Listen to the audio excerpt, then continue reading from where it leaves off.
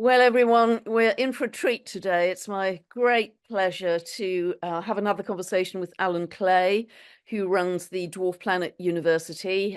He is much loved as a brilliant teacher, but what we're talking about today is his new book, New Stars for a New Era. And I love the subtitle, A Consciousness Workbook for 10 New Planets. And I think, honestly, Alan, I've been reading it this weekend. I think you've done an absolutely brilliant job on it. And just to flatter you, I'd just like to talk about some of the things that I really loved about it. I think this is going to be an absolute classic because it obviously can work for complete beginners, novices in astrology, Mm, but also mm, old hacks like me, very mm.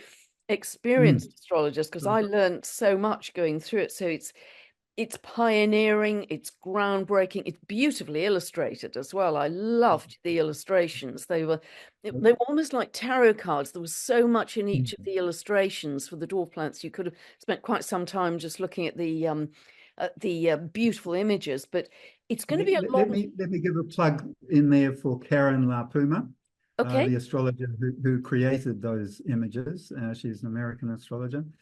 So you can search out her site, Karen LaPuma, and she's actually yes, she does work with tarot images, and so she was creating that sort of Yeah, tarot. I can see that there's so much of the archetype that was coming through in the illustration. I just thought it really inspired. Mm. But yeah, I think this will be a long-term reference book for people. It will be an absolute classic. It's something I'm going to be referring to a lot, and I've been around the block a couple of times. So and I love the way you talk about them as a new octave of consciousness, because that's how I think about them too. But because you've made it a workbook, you are encouraging a conscious co-creation, because of course we co-create all the time, we're just not aware of it, but you are Yes. encouraging that very wise, focused, conscious co-creation, and that will help us to, I think, upgrade to this higher state of being that we're all aiming for.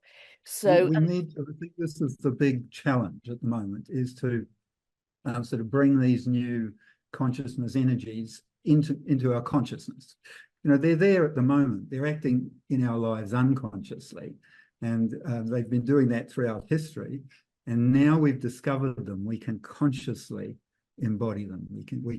And as we do that, just becoming conscious of them enables them in our lives. That's the beauty of it.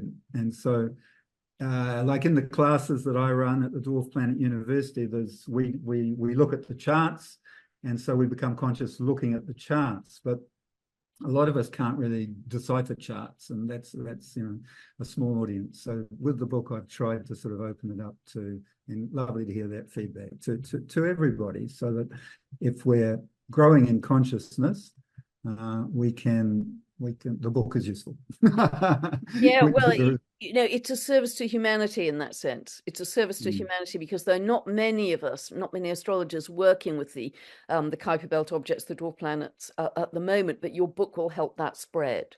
It's rippling Absolutely. out, isn't it?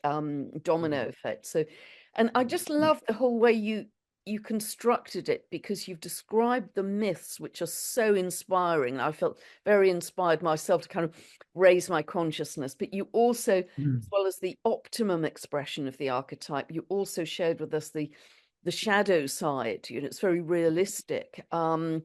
and Mm. all of those practical. I loved the practical exercises you put in for each dwarf planet. I thought that was brilliant to really help us connect with them, to really go through our day-to-day life and our day-to-day thinking, and how you using these archetypes. And I just thought that was terrific. And also the fact I that you think give that's really kind of the groundbreaking, one of the groundbreaking things in the book is that those exercises. We've had Gong Gong conjunct Saturn in the sky sort of last year for a couple of periods, and this January, and I think consciousness exercises Gong Gong Saturn, and that's kind of where it came from. So I developed them last year during that Saturn Gong Gong conjunction, and it's come together in this last month in book forms, sort of thing. So Yes, because you've got a very particular take on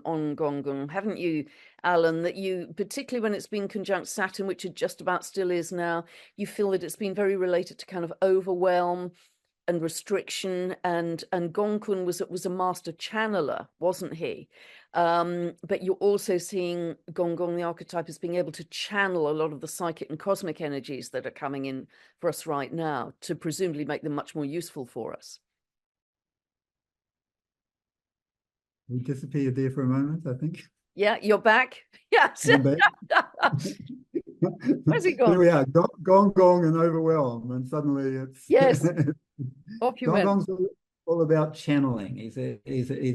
Was a master irrigator and channeler and so on, and taught people how to channel energies rather than dam and block. And so he's at the top level. He's all about sort of being able to connect with spirit energies or other energies, emotional and psychic energies. He's empathic consciousness. That's how I see Gong Gong. Empathic consciousness, where we can sort of feel inside another person's life, and that's an emotional experience, but it's also a psychic experience. We can see the world from their eyes. The world's different for everyone, and so we kind of assume that everyone looks at it the way we do. But when we've got the Gong Gong empathic energy, we can sort of feel inside another person's life. That's at the higher level, and as you were saying, so these outer planets, they're aspects of consciousness, and because they're aspects of, so inside Saturn, aspects of personality, the planets, and outside Saturn, aspects of consciousness, and how they manifest in our lives, therefore, depends on our current level of consciousness. Yes. So it's a very tableau. And so at the top level, Gong Gong was very spiritual and channeling and sort of, in contact with other realms. But at the unconscious level, he was a bit of an enfant terrible who sort of fought heaven, started to battle with heaven in myth, and because he wasn't satisfied with his lot and so on. Of course, that didn't turn out very well, and so the myths tells us a lot about the unconscious level, because the myths they carry sort of information across culture and time, but we have to interpret them for the new time and the new culture sort of thing. And they arose at a time when most people in the world were kind of unconscious, and now we're getting more and more conscious. That's the challenge for us in this time. We're having become conscious. We're seeing all of the the mess that's everywhere, and realizing how much we have to grow, all of us. It's a real sort of so that's where we are. So so Gong Gong acts differently. When we're unconscious, we can get very self-involved and indulge in our emotions. So we can't be empathic about other people because we're just so involved in ourselves. And it can be a lot of rage and then shame. That's from the myth. That's how we. And do you see, in a mundane sense, Alan, in the myth, that he was so angry he didn't get the throne that he apparently bashed his head against the Buzu Mountains and actually altered the angle of the sun and the moon and the stars? He actually altered the angle of the sky, as I understand it, in the myth. Do you see it being linked to any kind of extreme weather events, extreme ecology change, ecological changes that we're going through now? I'm thinking of Uranus in Taurus as well. Totally. Yes, I do. I don't know that I've kind of made the link particularly, but just it's obviously floods very much Gong Gong experience. So, and there has been, in different places in the world, there's been quite a bit of flooding in the near term. That's he's altering all of that sort of, banging his head and altering the flow of the rivers and so on. I mean, it's kind of violent change. It's sudden change. That's how I read that effectively. It was changed for the better in the sense that the rivers then could flow, downhill, and so that's why rivers, flow the way they flow in the myth, and so that was the benefit of it. Another goddess had to come along and repair the damage that he did, and that sort of but that's how Chinese mythology works, that it's kind of an integrated system with the gods all working together one way or another. So I don't see, when I see a myth like that, that sort of, seems to be talking about a lot of trouble, I just read that as being the unconscious level and look for the higher side of it, basically. And the other thing, one of the other lovely things I think you've done in the book, really, I love that, is that you've given each dwarf planet a different aspect of consciousness. Orcus, karmic consciousness, Varuna, mastery consciousness, Eris, diversity consciousness. I just really loved it. Varuna, that was another wonderful one. Yeah, Maki systems consciousness. I could spend a lot of time with this book, and I know I will keep dipping back into it. So, and it's really given us a higher level cosmic map, I think, of where we're heading, because I say in all of my work repeatedly that the way out of this state the world is in, the only way out, is to raise our consciousness, to raise our frequency. Yep, absolutely. And so you've made it so practical, because you've given the explanation of the house positions, so people can go and find out where these dwarf planets are on their own chart. And also, I thought the descriptions of the various well-known people who have those particular house positions really helped it come to life in each case. Yes. Now, Really, it's been quite beautiful the way it's come together. That's a lot of the examples, most of the examples went in the last few months, sort of thing, and that really did bring it to life. It was actually, yes, because and so the house positions, the outer planets, we see them most clearly in our lives in the house position, and so that's where it's the area of life where they're acting. And so that's why those house interpretations are actually quite meaningful. And the people, bring it to life, because it's hard to sort of, otherwise it's kind of esoteric and so on. So that, the examples in the house interpretations and the exercise that you mentioned, those are the two ways that kind of, I think I've practicalized it in a way. Yeah. So you've got the inspiration of the myth at the higher consciousness expression, plus you've got the practical, the grounded practicality of it. No, so that I thought was just wonderful. You've covered all the bases. You said that Ixion was one of the most viewed in terms of all of the dwarf planets, and that's a personal favorite of mine, Ixion. So do you want to talk a little about Ixion, Alan? Because I've quoted often, you've probably noticed in my updates, I've quoted that your very words of Ixion is the wild child who asked the question, are the rules we are playing by the right one? The right one. So I can really identify with Ixion. And of course, Ixion's in a very strong position right now, which we can talk about as well, in geometric terms. In geometric terms, exactly. Yes. Seeker consciousness, I'm sort of thinking for Ixion. His myth again is kind of a bit shady, and so at the unconscious level, he can sort of encourage us to sort of follow our passion and not worry about anyone else and just think about ourselves and so on and so on. But, there are times when we need to do that. We're actually conditioned not really to do that in our society. We're conditioned to sort of play our part in the way that we say, not to follow our passion. So we need this energy now. Yeah, the wild child, the bad girl or the bad boy inside each of us that sort of we've locked away there and said, those are things that I can't do. And they're not like robbing banks and killing people and so on like that. They're just sort of inhibitions. I can't sort of laugh in the street, or I can't, I mean, it's unconscious things. And so we need to sort of let out that wild inner child and let that child play.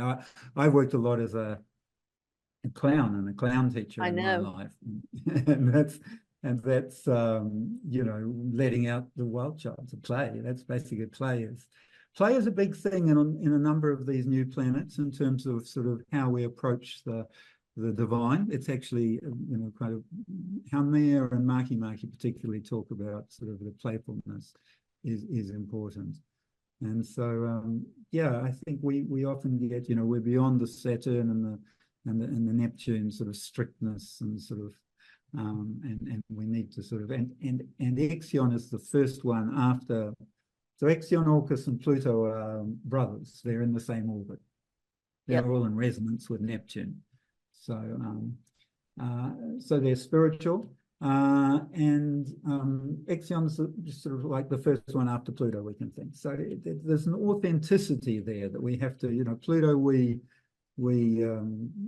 the ego dissolves, you know, traditionally. We're sort of, you know, can find the spiritual through the dissolving of the ego, but we need to be authentic in that process. So that's the Ixions there to make us sort of help us sort of find an authenticity in ourselves, in our being. So we're happy being who we are. Now, the other side of Ixion is that we have to be sensitive to the unspoken agreements in our lives, the spoken and the unspoken agreements. And there's lots of unspoken agreements where we're, you know, just agreeing unconsciously with people to do, you know, not to see things. You know, we walk down the street, we don't look at people in the eyes, we don't smile at them, we don't sort of touch them. It's all about, I mean, in some cultures we do. It's different in each culture. But so Ixion can sort of, we need to be sensitive to those unspoken agreements so we can know how far to go in our authenticity. You know, it's challenging for some people that we are authentically who we are, and so it's sort of, we can go up to the boundary, and you know, and just, if we want to push a little bit, we can go a little bit further, and that's what the clown does. I'm going to suggest. I've got Ixion in the 10th house, and I enjoy going out in the street and teasing people. Because You've lived out your Ixion very fully. So, but actually, I mean, I think Ixion is expressing very strongly in society right now, because in the myth he murdered his father-in-law and Zeus gave him a second chance, and then he tried to rape Zeus's wife, so he blotted his book so badly he was eventually spun off on a burning wheel into eternity, I think. And you know, that lack of moral compass, that lack of any accountability or sensibility, I think it has and is expressed very strongly in society.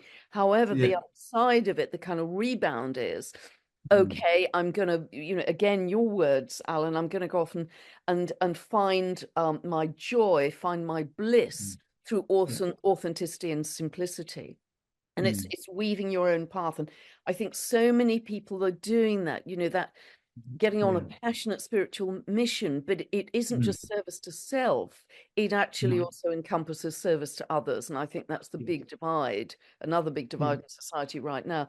So I personally love Ixion, because unless we get in touch with that sense of personal joy and authenticity, we're never going to live our lives to the full. No, that's right. So I think Ixion holds great promise. And I love that you called Ixion seeker consciousness as well, because so many of us are really getting on that spiritual path in a much bigger way than I think we ever have in our lives right now. Yes. And Yes. So if yeah, go ahead. well, I was just going to point out with the consciousness, so the Neptunian consciousness that we've developed in the last 200 years, we've found Uranus, Neptune, and Pluto. So that's intuitive consciousness, spiritual consciousness, psychological consciousness. And yes, that discovery of Neptune and spiritual consciousness, which has taken us out of the kind of religion area of spirituality, is really, we're at a real flowering point now, where we're, because with the discovery of these new planets, where we're just sort of, and people are, yes, feeling that we realize, as we become conscious, we realize that there's quite a lot of work to do. and that the more of us doing it, the better it is. And so I'm just amazed in the classes how actually everyone's working, not just for themselves, but for others in the way you were just mentioning. Yeah. Yeah. I think it's an essential part of where we're going, really. And it's part of this shift into more Aquarian energy as well. That this sort of slight paradox that although we have a greater sense of our unique essence, we also have a greater sense of contributing that to the community. Yes. And finding our soul tribe or coming together in a physical community in some way. I mean, that's really accelerating right now.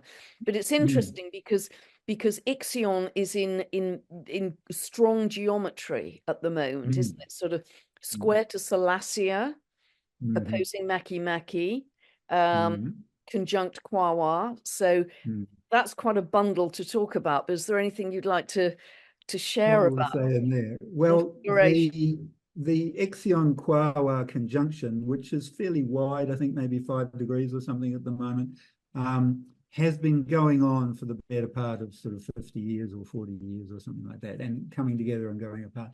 And so that's very, it's a signature of the times, it's a generational aspect, and we are needing that. So we've talked about Ixion.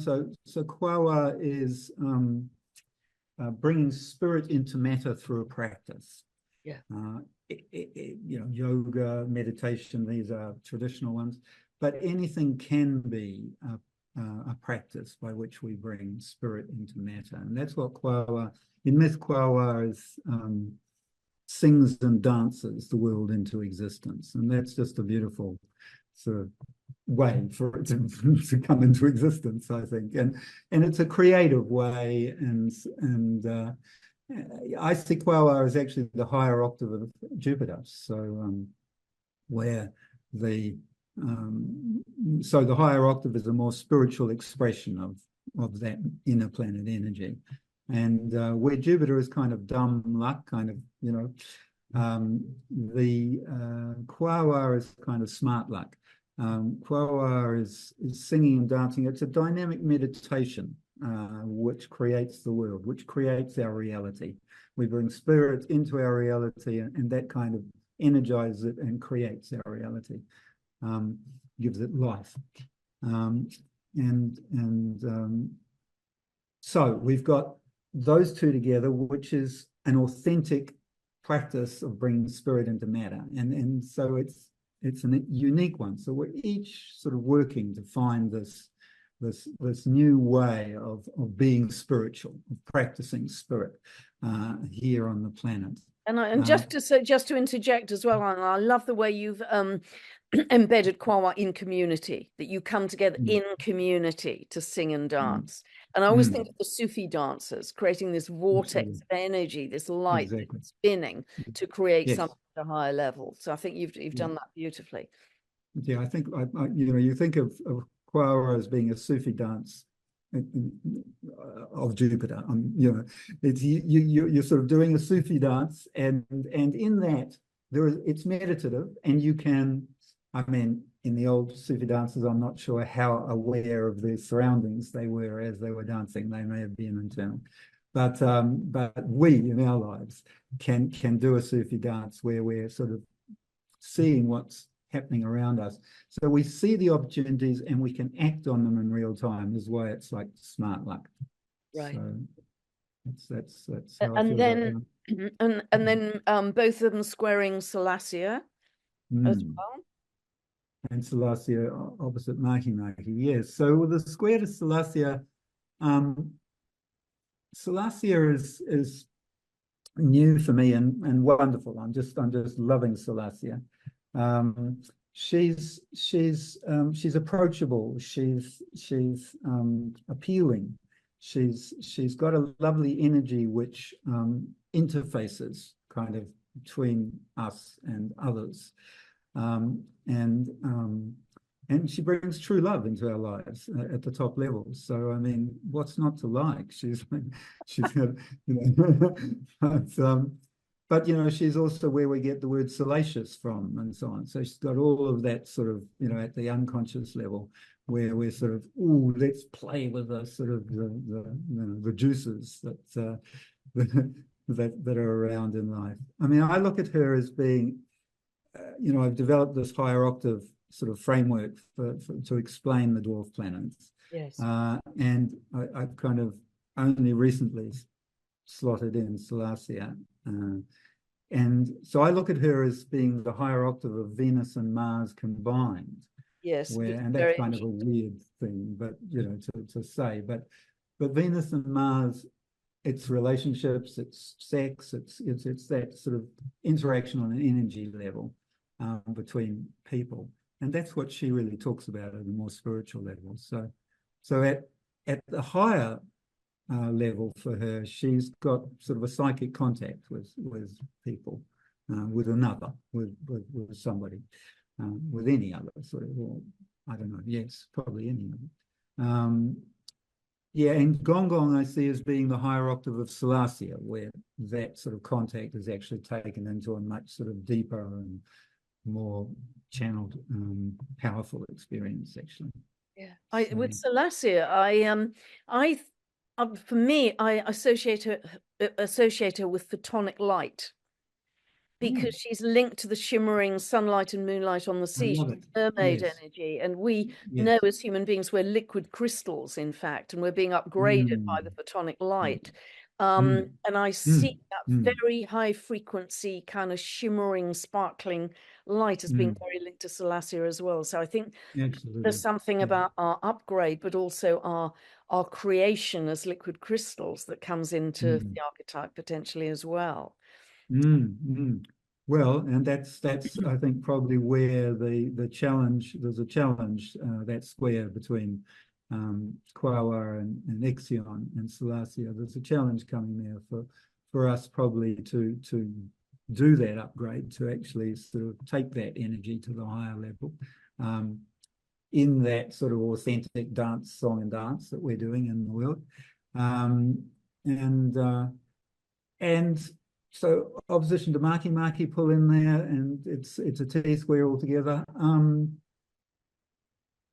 So Maki is the higher octave of Uranus, the sort of the meaning that we give to the ideas and the network that we're part of. That sort of, it all makes sense to us in a particular way, and we are part of it.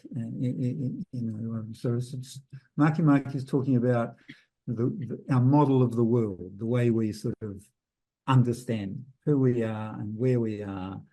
And, so very important in this, this new stars for a new era concept that I've got here. The Maki is kind of actually giving us the bigger picture. And it's not a sort of a picture that we can oversee so much as it's a fractal picture where we can see all of the detail, and each detail represents each other piece and so on. So it's more of a, so there's an opposition between Salacia and Maki. So that's saying, well, the understanding that we've got of the world, how is that working with our approachability, with our contact with others?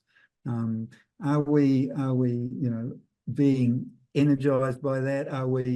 Do we hide from contact with others? Probably our Maki is feeling a bit sort of stifled and not getting enough energy. Are we getting sort of, sucked away in our Salacia contact, where we're sort of, playing games rather than connecting with people? And are we, as you were saying, sort of lifting our energy to? So Salacia was the wife of Neptune in myth, and she when he proposed, she slid away into the depths and sort of hid, because she thought, oh no, I don't want to marry you. And so she's also, but she got, he convinced her, he sent his favorite dolphin down, and they did a negotiation. And she became a goddess, so it was a good deal. And the goddess sort of, she rules the sparkling surface waters, as you were saying, but she also rules the depths where she was hiding. And so she's got that whole depth of emotion that she connects us with. And so that's the with that opposition, we're kind of playing in that. Do we play on in the light-filled water, or are we playing in the depths? And how is that, with the opposition to Makimaki, influencing our view of the world and our sense of what we're doing in that? And of course, goes up to the T point of the T square, which is the Ixion Koala. So the way to deal with it is to find a unique spiritual practice that brings spirit into matter and enables us to sort of have our contact with others and also make sense of it and feel comfortable in that process. And with Makimaki, Alan, because I've also been inspired by Kelly Hunter and also Alison Chester Lambert, who I'm speaking to next month, in fact. Do you see Makimaki as any connection to all the ecological disaster, but then recovery on Easter Island? Because that was historically recorded, wasn't it? That it was down to a population at some point of 111 residents through, the European sailors arriving and pillaging the land and bringing disease, and there was ecological disaster, but then they regenerated themselves. So it's quite close to Homer in some ways, that very strong sense of regeneration. And apparently on Easter Island, there's something very specific in the soil. I think it's called rapamycin, which scientists are now studying because they think it brings longevity. Wow. And can regenerate your health. So, all of that is very interesting with the Aquarian energy and living longer and healthier and where we're going. So do you see that link with Makimaki and Easter Island and the regeneration as well? Absolutely, yes. Makimaki tunes us into the life cycle, that we're part of a cycle. It's not a sort of, we live in the moment, or, I don't know, I'm always encouraging people to live in the moment, because then we can, make the most out of the moment. But each moment is part of a process. Now, that's the Salathia perspective. Salathia sees the process and can choose the best time for any part of that process to be enacted. And yes,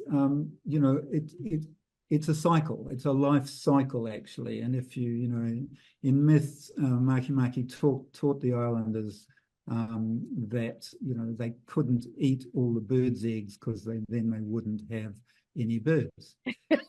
Yes. And we really are in a kind of a place in the world at the moment where some of us don't seem to understand that. And they're just ripping off whatever they can rip off and destroying, But we're coming, climate change is forcing us to come to a more collective understanding about living together. And that's all part of the same thing, and Makimaki coming in there, so that we do get that big picture, and and we can sort of make sense of it and decide how to nurture. Haumea is all about nurturing the bounty, and Makimaki is all about nurturing the life cycle. So Haumea brings in rebirth into there, so it's even longer than Makimaki's cycle is kind of actually even longer. Yes, and Homer is another one that is a real favorite, because there's so many aspects to her myth, aren't there? There's the creativity, the regeneration, birthing babies from all over her body and regenerating herself from an old crone to a young maiden, which is going to come in handy. But there's also an fire goddess side, that she birthed the islands of Hawaii. And apparently she's also got another aspect to the myth, and I'm sure you know this, Alan, that that her husband, her partner, had taken some bananas from the land for the family to eat, and he was arrested, and he was going to be put to death by the authoritarian leader, because apparently only the elite had the choice of the best food. And Haumea, with no army, managed to summon her community and her spiritual help and overcome the authoritarian leader. And that's to resonate very much in our times.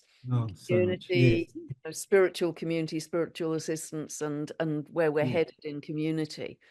yes, absolutely. That we can connect with the oneness of life, of humanity, and in that oneness we feel a psychic sort of energy that just flows into the world and energizes us.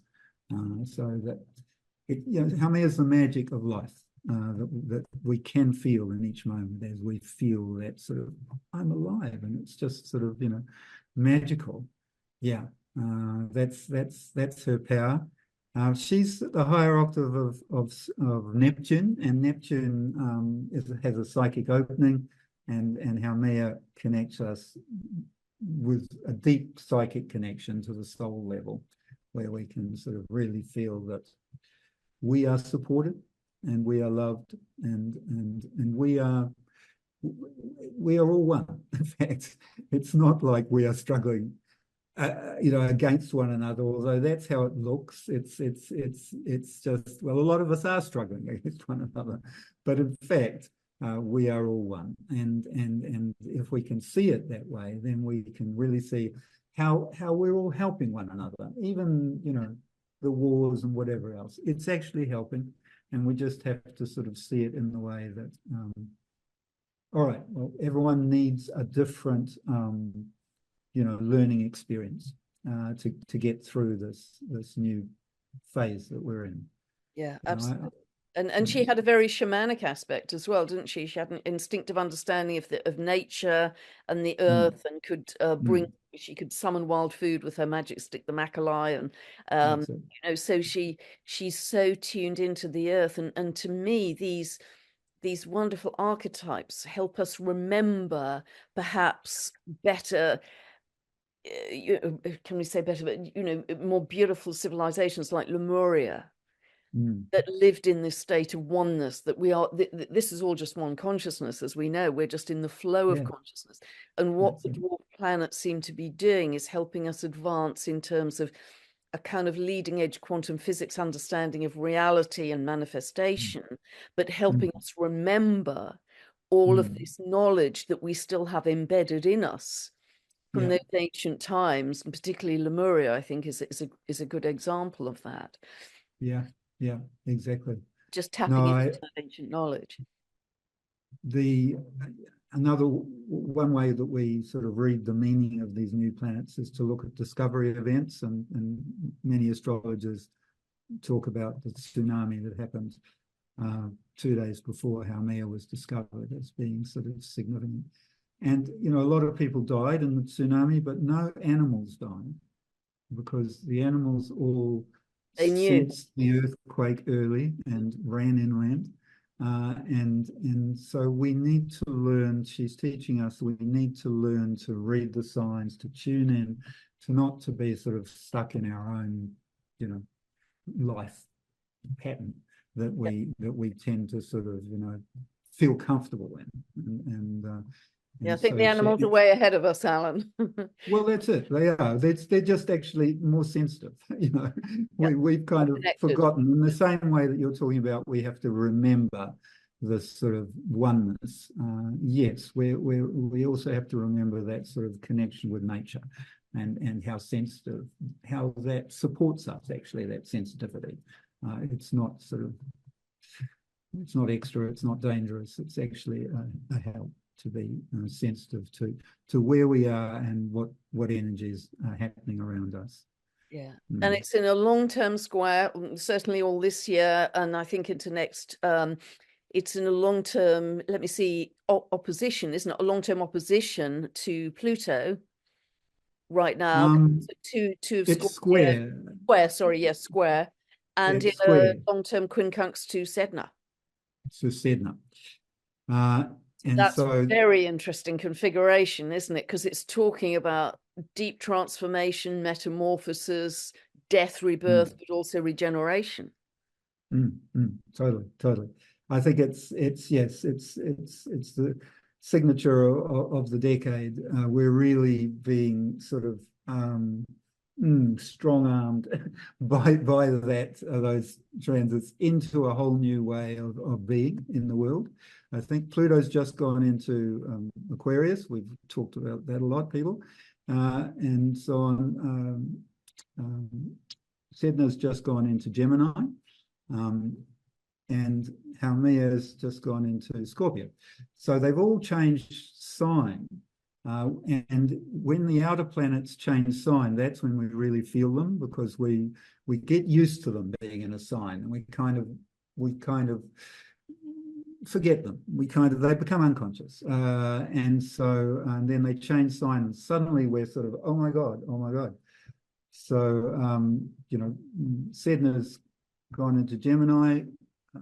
What our soul really wants to do in this life. Sedna 11,406 year orbit, so our life just one little bit. But if we believe that we are reincarnated over a period of lifetimes, then that's kind of that whole cycle, and our soul sort of in each lifetime wants to grow in a certain way. It's not a random experience. And the Sedna placement in our chart tells us what our soul really wants to do. And so Sedna's been in Taurus for 55 years or something. And so we've all kind of been exploring what's really of value, and materialism and spirituality, and but more the materialism than the spirituality. I mean, that's come in through the value side of it. More and more of us are going, it's actually spirituality that's valuable. And now Saturn has gone into Gemini. That's consciousness. That's kind of, sort of working with the mind and with thinking and so on. That's what consciousness is. Discovery event, when Sedna was discovered, neural networks were discovered. And so very interesting. Neural networks, the basis of AI. And so Sedna's gone to Gemini, and everyone's like, AI. So this is going to be the challenge for humanity over the next, for sure, 40, 50 years of Sedna and Gemini. And we are going to have to learn to live with a new conscious life form on the planet. And I know that's a challenging way to talk about it, but I think that's what AI is effectively. We're birthing a new life form, and I suggest it will be a conscious life form. Neural networks are based on our lives, our brains, and so AI will be conscious. And spirituality is a natural product of consciousness, is my argument. And so AI will be spiritual. So I don't think we need to fear the Terminator type thing with AI, but it's a huge change happening on that. That's just with the chat GPT. Everyone's saying, oh, well, what about the kids in school? Are they going to sort of all, con the teachers sort of getting their assignments in and getting them done? Of course they will. That's part of, but it's like using a calculator when they first came in to do your maths. It didn't it's just a tool. And so, we just need to rise to the occasion and sort of see the spiritual benefit, because AI will take over all of our work. And so we have a lot of time to do other stuff. And that's, I think, going to be a huge consciousness growth just in itself that we realize. And it's very reinforced by Pluto and Aquarius too, of course, isn't it? Totally, exactly. Got the two together. So in this long-term trine, I think for several years, haven't you? Yes, the next few years. So that's incredibly powerful for that. But it's so interesting what you were saying, Alan, about when Sedna was discovered. That was the discovery of the neural network, because I'm sure you've seen images. They're in Professor Robert Temple's book of, if we take an image of the neural network and equally take an image of the galactic superhighways, they're identical. It's just fractal. Wow. Yes. It's just fractal. Yes. And so it's so interesting. And so along with the AI, I think we are going to, and this was really, I think, what you were referring to with Maki too, and it's going to be very strong with Pluto and Aquarius and very strong with Jupiter conjunct Uranus in April, that we are going to be discovering so much more about the out there. There's going to be a whole new level or layer of understanding about the cosmos, the galaxies, how everything operates, how we are an integral part of that one flowing consciousness. And that's going to be incredibly exciting. And that's coming down the track right now. Yes, it is. Um, It is. We can feel it. It's kind of, this new physics of consciousness, physics of creation, how we create our reality. It's this Saturn in Pisces blend of science and spirituality that we can now use science much more thoroughly to understand spirituality, which isn't in any way discounting spirituality. I mean, that's what right. we're made of love, as it were, but it's given scientific underpinning through physics, and That's that's it. why I'm very excited about a lot of the new work that's happening in that field as well. Absolutely. So And I think we're kind of, I think spirituality is infusing science too. I think science is changing as a result, so real that's blend. very good. And that's all part of this, as you say, Pluto and Aquarius and Sedna in Gemini. Yeah, working together. And Absolutely. also, Yeah. Sedna is gradually it's coming to its closest point to the Earth, isn't it? And in Yeah. 2075, and that seems like, an eon away. But if you've got an 11,400-year orbit, it's actually much closer Very than we've close. ever known it in many Yeah. lifetimes. So, and That's because that. it's bringing information from the edge of the Oort cloud, isn't it? The That's very it. then That's there's it. new information coming in for us as humanity to upgrade us That's as it. well. That's it. So she has an elliptical orbit like a comet, and way out there at one point and closer in at another. So yes, we're so lucky that we're alive in this period where she's at the close point, because a lot of change is going to come on. Yes, the Neolithic Revolution. Last time she was here, um, huge change. We all over the planet, we stopped hunting animals and we started growing gardens, and and that gave us free time, because hunting animals was time consuming, and we were just surviving up until that point. And suddenly we could grow more food than we needed, meant people could specialize, and all of our civilization has come from that point. So we're at a point now where we're at a huge turning point. That's what the AI is. It's actually a huge turning point where the next 10,000 years of humanity's development is being set up in a new way, where we. I mean, that's just amazing, isn't it? That and her myth was about her father chopping off her fingers, and so she had to surrender all of the old ways of security and the betrayal by the patriarchy. Father didn't come out of it that well, but a complete metamorphosis to birth beautiful new sea creatures like whales and. Totally. So not only is it Sedna's position and that long-term trine to Pluto and the quincunx to Haumea, but the fact that so many of the dwarf planets are in very tight geometry to each other, and they've got round about 300-year orbits. That's remarkable. And also the fact over the next 3 years, all the outer planets, the old bread and butter traditional outer planets, are changing sign as well. So it is a massive pivot point, isn't it, in human history that we're going through right now? It is. Huge. And we're kind of seeing it in the world, I think, at the moment. The pandemic started the process, and now we've kind of been expecting it to kind of settle down after the pandemic, but I don't think it has. I think we're kind of Revving up. Yeah, it's still revving up. That's right. Uranus is going to go into Gemini and conjunct Sedna in a couple of years. And I think that's going to be the kind of consciousness explosion point where we just in the way sort of AI has kind of really hit us in the face in the last sort of last 6 months. There's going to be another big change in a couple of years as Uranus hits Sedna.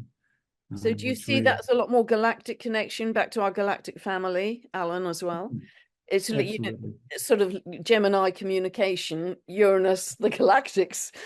I Yes. see that as Yes. a much closer recognition and again remembrance of who we really are as galactic beings.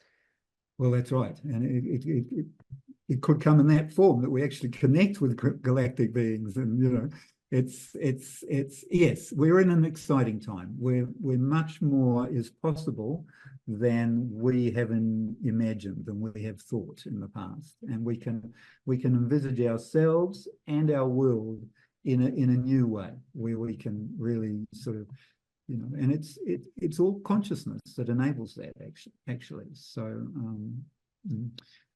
yeah, Um, so sorry, Alan, go ahead. And so that's what I'm sort of aiming the book at, in the sense is raising our consciousness, giving us a guide to raising our consciousness and using these different new consciousness energies. And the more spiritual, I think, as you read the examples in the house interpretations, it's pretty obvious that the more spiritually we approach these new planets, the better our lives go. Yeah. And so it's not a sort of it may be a devotional work to do the spiritual work, but it's not a hard work. It's actually a fun work, and much more is possible than we imagine. But it's not hard to do it. So it's not hard to understand it and to enable these energies. That's what I want to get across, particularly, is that we see it in the students at the uni. It's just being conscious of them that enables them in your life. You don't have to be a yogi in the cave for 10 years to sort of make it happen. You have to still bring that same yogic approach to it of your life, and enable them in your life and see them. We're kind of afraid to see them a lot of the time, and so we just don't look, and we're more comfortable sort of, but now we're in a period where the more we do embrace these things, the better. Can I get in a word here about the free giveaway, because rather than Yes. sort of leaving it at the end, because some people may sort of not listen to the end. The book is available free, guys. Go and get it from Amazon straight away as a download. For the next few days, it's going to be free. And the deal is, if you like it, tell a friend, write a review. We're trying to get the word of mouth going, and we want to get it out there as much as possible. So, you probably want to buy the paperback in the long term, just because, it's we're still old fashioned in that way. But I encourage you, do the download, even though it may be hard, because that way you'll get a chance to look at it and decide if you want to buy the paperback. Yeah, I really recommend it. Whatever level of astrology you're at, I think this is a terrific book, and it's really going to open up the knowledge about the dwarf planets, which is so exciting. That's where we're headed in consciousness. And just to say, Alan, you've referred to it a couple of times, but I love, and you wrote an article on this, I know, a couple of years ago, but I love the way that you have kind of categorized a lot of these dwarf planets as a higher octave. So we've got Moon, Ceres, Sedna, because there's a theme running through that of nurturing, and Mercury, Uranus, Makemake, very much connected to the mind. Venus, Neptune, Haumea, I can see all that divine feminine side. Mars, Pluto, Eris, that's a more warrior side of us, spiritual warrior. Jupiter, Quawa, that you've mentioned. Saturn, Varuna, another wonderful planet. And the Venus, Mars, Salacia, Gong that you mentioned too. I just think that was a really clever way to look at them, because it helps to reinforce the themes and the upstep, as it were, with each of them as we shift in consciousness. I mean, Varuna is the last one that we haven't really discussed, and that's mastery consciousness. And I love that, because I think that is a big part of where we're going, self-sufficient mastery. Because the more we can master our thinking and our frequency, the more we can just control our own reality to a large extent, I believe, but the more we are also helping the collective. Absolutely. It isn't just about us, it's about, okay, what are we doing? What's the service to others as well? So Varuna is about sovereignty, sort of Varuna higher octave of Saturn controlling and sort of structuring and organizing to do that ruling, to keep, sort of to be the leader. Whereas Varuna, it's mastery, consciousness, and we get a mastery by doing our devotion, and over time we get good at it because we just do it, and that's what we're devoted to, and so and there's a mastery there now. So that's a sovereignty that we're getting, and sovereignty is a dance between ourselves and the collective, as Yeah. you were just describing, where we have to sort of go, I can do this, I'm a master of this, whatever it is, and we're all a master of something. And so, there are people who look to us for some answers, Yeah. and that's where our mastery is. And so we have to say, I can do this to the world, and the world has to say, yes, I will. You do that for me, and that is the dance of sovereignty that each of us have to do. And some of us are shy to sort of say, I can do this, and some of us are shy to sort of call the support, that's the audience, the customers, but it's a dance, and in that process, we find a devotion which enables over time that mastery. Yeah, So, yeah. I think it was just beautifully, and also just the way you've expressed that the that we become conscious of our inner authority, and we clearly see the results of our karma and dharma.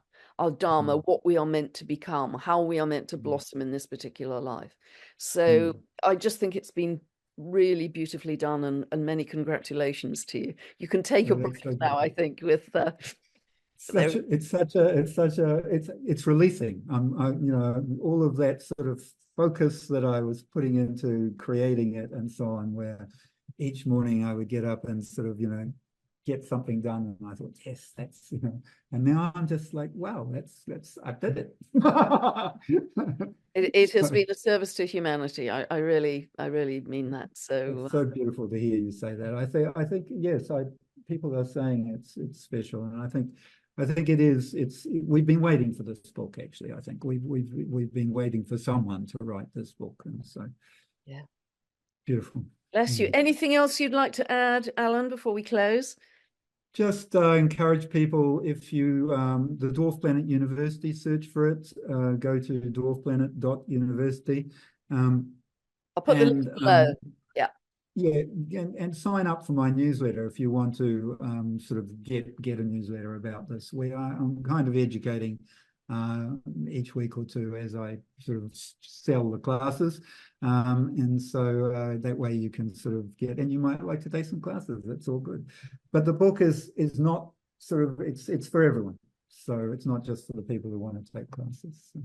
yeah. That's one of the great things about it. So, but as I say, people rave about Alan being a wonderful teacher. I'll put the links below so you can get in touch directly. So, Alan, thank you so much for your time. Thank you for your wonderful work in the world, and it's very special. And not many people doing this. So, God bless you, and thank you for sparing the time today. It's been wonderful Thank you. talking to you. I love talking with you, Pam. Thank you for all of your work. You do such beautiful work, and we all appreciate it. Thank you so much. Love to everybody out there, and go get the book. Lots of Exactly. Get the free one. Go for it now. Amazon. Thank you, everybody. Bye for now. Bye bye. See you.